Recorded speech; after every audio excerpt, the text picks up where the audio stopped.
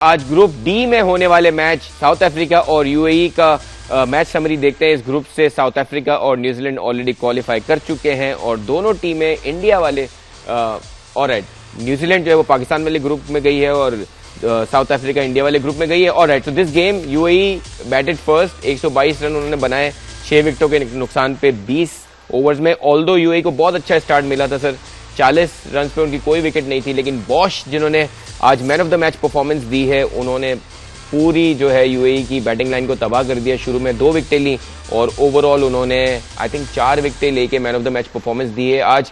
सो south Africa भी अपनी bench को आज ट्राई किया इंडिया की तरह और वो सक्सेसफुल रहे। उन्होंने बहुत आसानी से यूएई को 6 विकेटों से हराया और 40 बॉल्स पहले चेस डाउन कर लिया।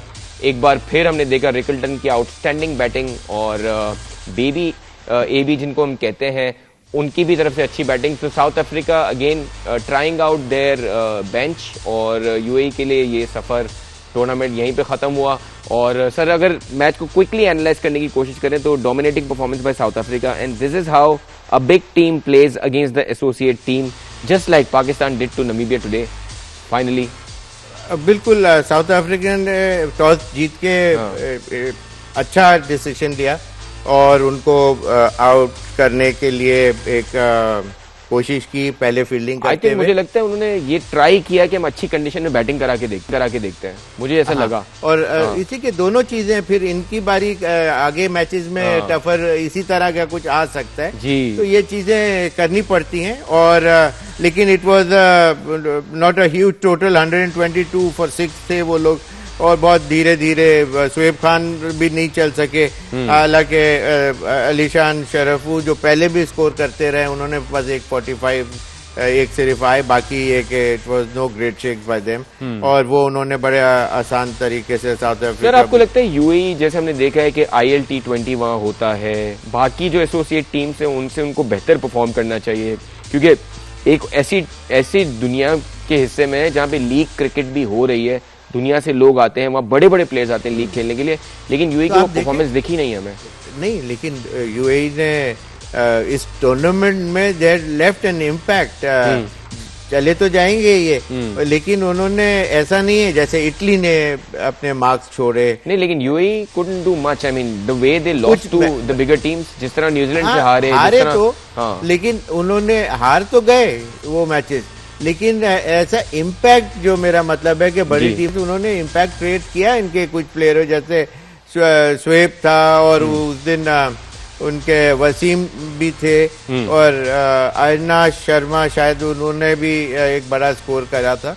तो मेरा मतलब है कि ओवरऑल इनकी तरफ से एक कंबाइंड एफर्ट अच्छी टीम हो जाएगी। यूएई की टीम इज नो वॉकओवर। क्योंकि मैं पूछ इसलिए रहा था कि हमें लगा कि यूएई की टीम में भी आपस में कुछ प्रॉब्लम्स हैं। उन्होंने एक पाकिस्तानी नजाद प्लेयर को वर्ल्ड कप से वापस भेजा, तो मुझे लगा कि कोई प्रॉब्लम उनके मैनेजमेंट के और कुछ प्रॉब्लम्स हैं। This is why they had a very rough tournament this time round.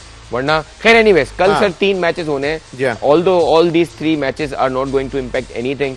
जो सुपर 8 के 2 ग्रुप्स हैं वो ऑलरेडी क्रिएट हो चुके हैं, लेकिन just for the sake of it हम बता देते हैं इटली वेस्ट इंडीज का मैच है, श्रीलंका जिम्बाब्वे खेलेंगे। ये एक अच्छा तगड़ा मैच है जहां श्रीलंका और जिम्बाब्वे अच्छी टीम है जो क्वालिफाई कर चुकी है। दिल प्रैक्टिस इट आउट के वो सुपर 8 में क्या करने वाले हैं। और लास्ट मैच जो है वो अफगानिस्तान और कनाडा का है, which is again a dead rubber. Both these teams have disqualified.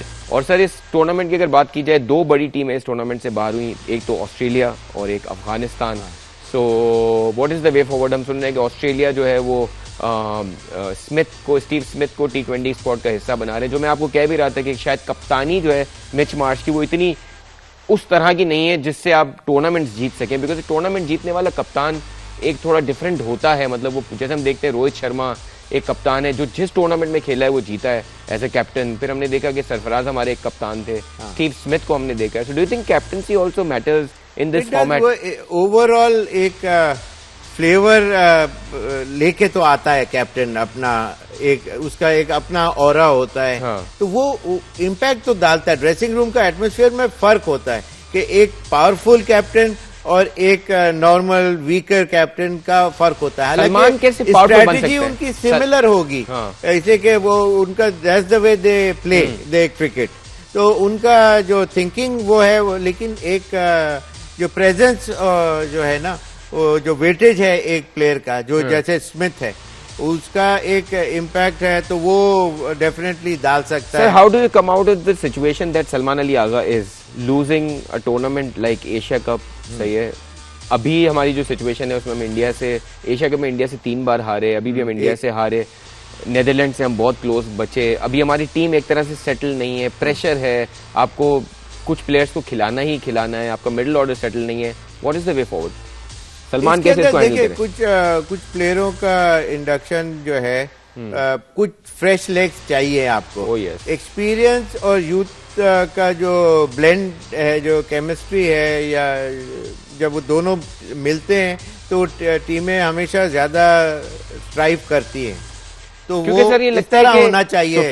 थोड़ा चेंजेस की जरूरत है, और ज्यादा चेंजेस की जरूरत नहीं है, ठीक है, लेकिन मोस्ट डेफिनेटली और चले हम शोएब भाई को पड़ेगी। पहले शो में बिन देयर डन दैट वाले प्लेयर से यहाँ तक तो ले आए कि यंग प्लेयर्स चाहिए। मजीद हम आखिरी शो तक बहुत कुछ चेंज करेंगे। आपका बहुत बहुत शुक्रिया। शो देखने का वक्त हमारा खत्म हुआ चाहता है, कल दोबारा मिलेंगे। Keep watching our show, we'll see you tomorrow.